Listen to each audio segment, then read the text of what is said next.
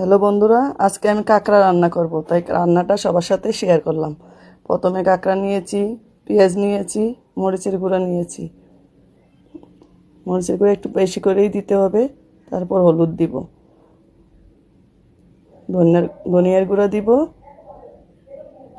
লবণ দিয়েছি, দিয়ে রাখলাম। এবার চুলাতে কড়াই দিব। কড়াইটা গরম হয়ে গেলে তেল দিব। তেলটা গরম হওয়ার পর সবগুলা মশলা পেঁয়াজ ঢেলে দিব। ঢেলে আস্তে আস্তে নাড়তে থাকবো। চুলাটা একটু কমিয়ে রাখবো যাতে পেঁয়াজগুলো পুড়ে না যায়। আস্তে আস্তে নাড়বো, পেঁয়াজ আস্তে আস্তে ভাজতে থাকবো। পেঁয়াজগুলো ভাজতে থাকবো যাতে পেঁয়াজ পুড়ে না যায়।